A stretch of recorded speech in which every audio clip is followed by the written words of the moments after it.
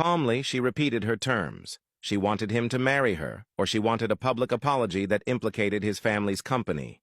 She claimed she wanted justice for her father. But Wubin laughed darkly at that, leaning even closer until his face was inches from hers. He accused her of lying, insisting this had nothing to do with justice. There was no way she actually wanted to marry a stranger she barely knew. She wanted something else, something she was too afraid to admit outright. She held his gaze in silence, her eyes unwavering. Frustrated, Wubin shifted his grip, leaning her body dangerously closer to the edge of the bridge, the icy wind whipping between them. He reminded her who he truly was, someone capable of dropping her from that bridge without a shred of guilt if she pushed him too far. He pressed closer still, demanding again that she tell him the truth. Her heart pounded in her chest, but her voice did not shake. She told him plainly that she liked him and wanted to marry him, and that was all there was to it. For a moment, Wubin simply stared at her, disbelief breaking into a mocking laugh. He leaned so close she could feel his breath and asked if she really understood the kind of man he was. Someone who could ruin her without a second thought.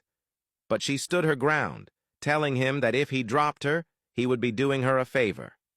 She had already lost everyone she loved. Death did not frighten her anymore. Wubin finally released her, stepping back with a glint of cold amusement in his eyes. Without a word, he reached into his pocket, pulled out an engagement ring, and tossed it at her. He told her that if she wanted it so badly she could have it.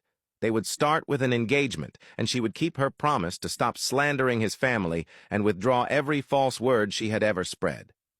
With that, he turned on his heel and strode back to his car, leaving her standing there, the ring clutched tightly in her hand. She watched him drive away, a small laugh escaping her lips as she looked down at the glittering band. Then she made her way back to her car, climbed inside, and pulled out her worn diary. Flipping through the pages, she found the line she had written long ago. "Being part of his family so I can get to you," and with one decisive stroke, she crossed it out. Tossing the ring carelessly onto the back seat, she started the engine and drove off, her expression hardening with every passing second. The bridge, the river, and Wubin's cold eyes faded behind her as her plan shifted to its next move, one she would carry alone, no matter the cost.